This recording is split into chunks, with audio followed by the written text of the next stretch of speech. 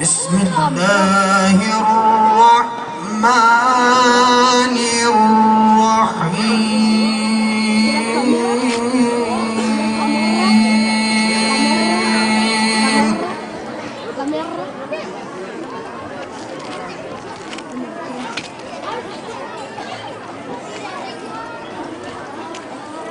أولا يرون أنهم يفتنون في أو خدايا ضايا مدين مبين أمكرنا أمة خير البشر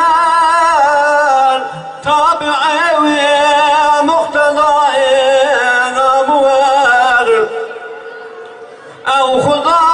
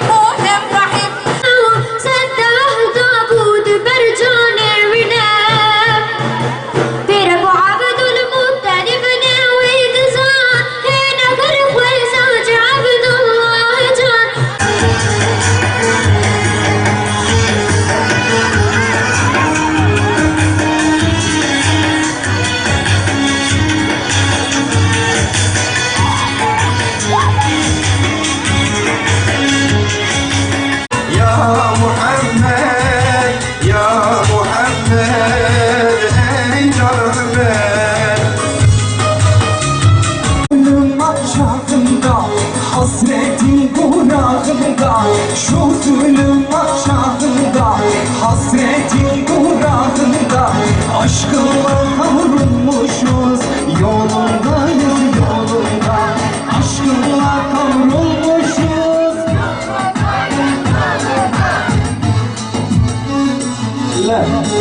Allahu Teala kendisine peygamberlik verdiğinde ve kendisi mağaradan çıktığında ayağını bastığı yer, yürüdüğü yol, dağlar, taşlar, hayvanlar, insanlar, köleler, küçücük kızlar, fakirler, zenginler, yetimler, komşuluk hakkı bilmeyenler, bütün herkes, bütün insanlık kendisine Esselamu Aleyke ya Resulallah, hoş geldin ya Resulallah dediyse bugün de aynı şey. Muhammeden Resulullah ve eşhedü enne Muhammeden Resulullah ve eşhedü enne Muhammeden Resulullah.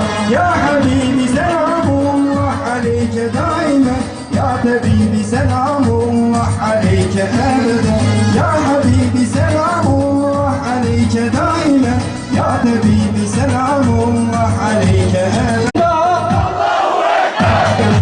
Ezan çeksek izinde, dönmeyiz biz yolunda. La ilahe illallah Muhammed rehber, la ilahe illallah Muhammed rehber, la ilahe illallah Avzi mir jön zarut tev topi hebun o hatta listen yani goven listen o tala'al bedru aleyna goten